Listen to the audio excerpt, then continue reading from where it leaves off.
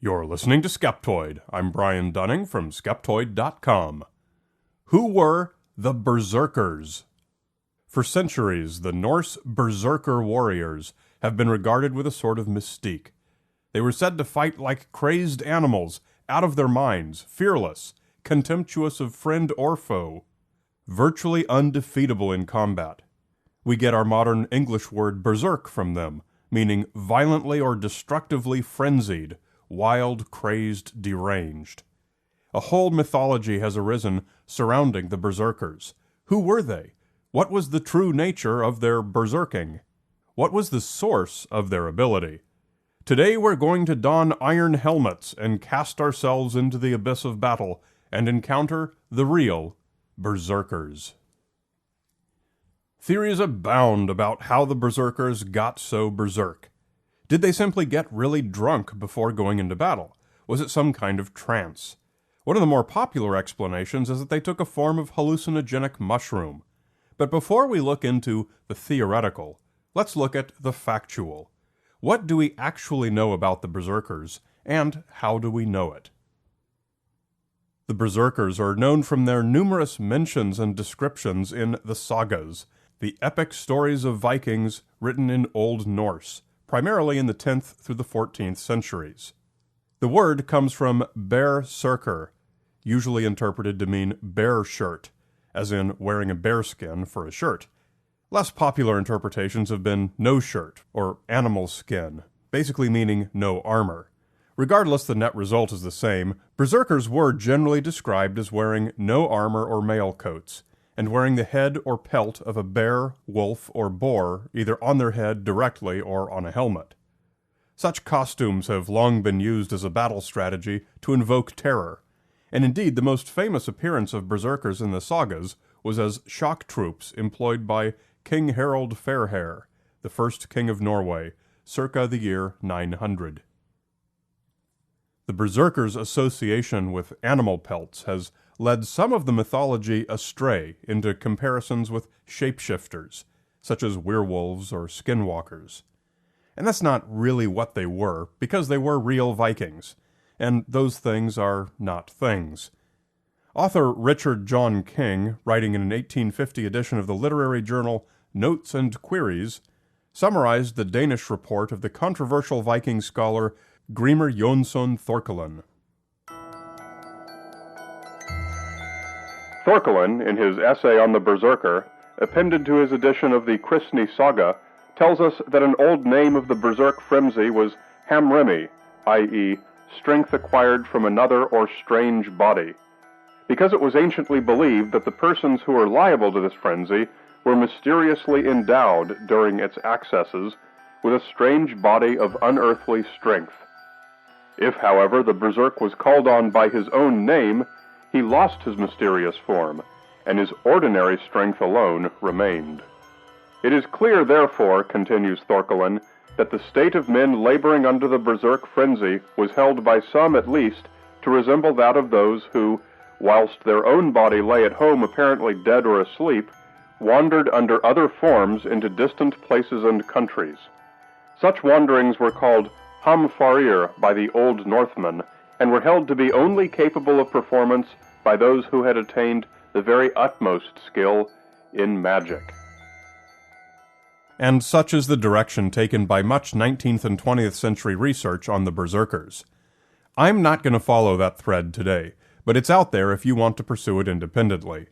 There's a somewhat interesting history of how the berserkers may have informed modern folklore about shapeshifters and associated magic. But it's their actual abilities and nature that we're going to focus on today. The so-called frenzy or rage into which a berserker would go was called berserkergang. Snorri Sturluson, a prominent author of the sagas, described it thus. Men rushed forwards without armor, were as mad as dogs or wolves, bit their shields, and were strong as bears or wild bulls, and killed people at a blow, but neither fire nor iron told upon themselves. These were called berserker. How could ordinary men become so supernaturally vicious? Most modern explanations for berserkergang invoke the hallucinogenic fly agaric mushroom, Amanita muscaria. I find this a poor theory, for 3 reasons. First, with all the discussion of berserkergang in the sagas, there is never once a mention of eating or drinking anything to trigger it. It just happens spontaneously. Second, there are analogues for berserkergang in many cultures around the world, and no mushrooms or anything else are needed to trigger those either.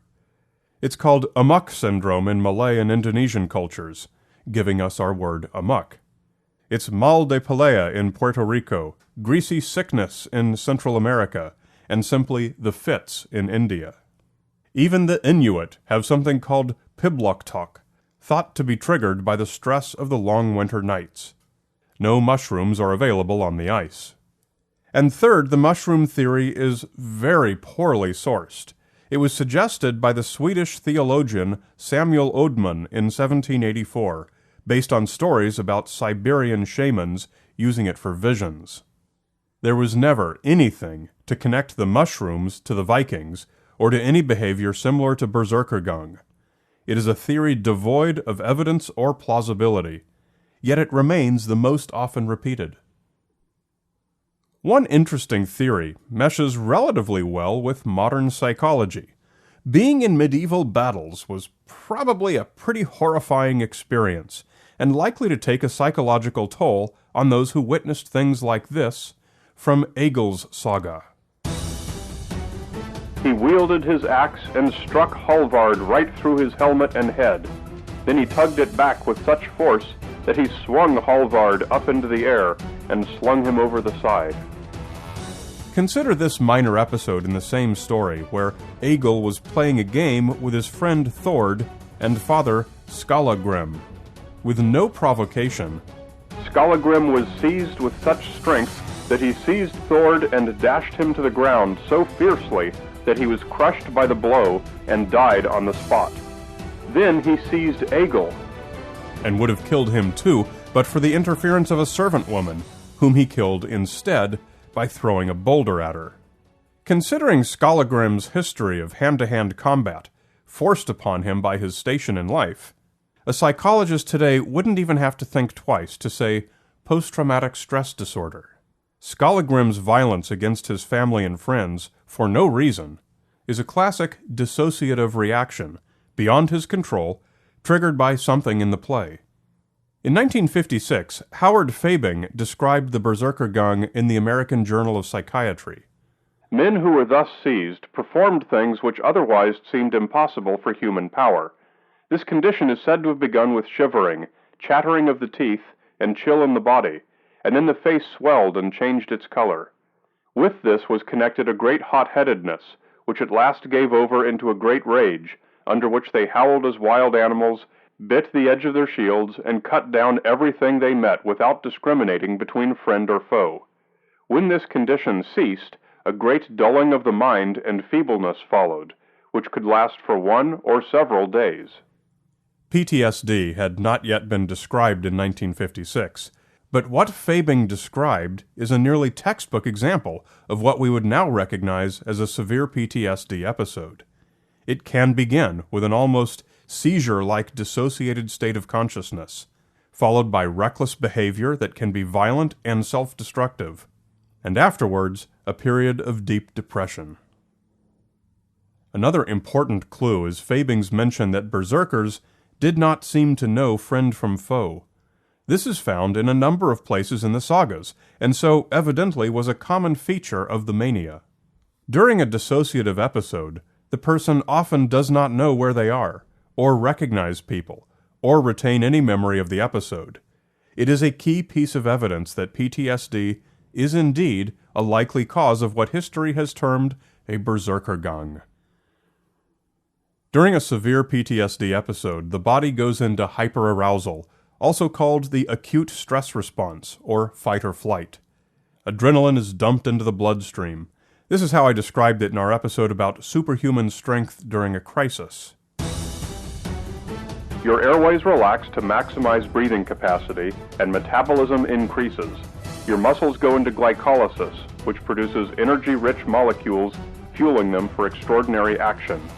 While blood flow to the muscles is increased, blood flow to vulnerable extremities is decreased. Dopamine is produced in the brain as a natural painkiller. Peripheral vision turns into tunnel vision to minimize distractions. Reflexes and reaction times improve.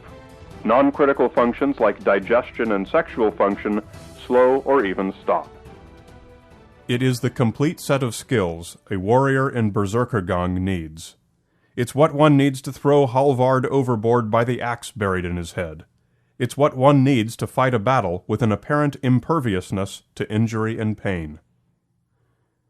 Saga historians have noted that being a berserker and the act of Berserkergang are two different things. In the sagas, the act of Berserkergang is mentioned more often, and usually in different places, than are actual berserkers.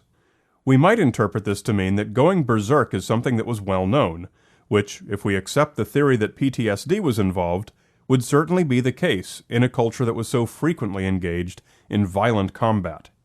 We might further hypothesize that, in recognition of the fact that this seemed to happen a lot to many warriors, certain of them became anointed as berserkers and regarded as specially talented.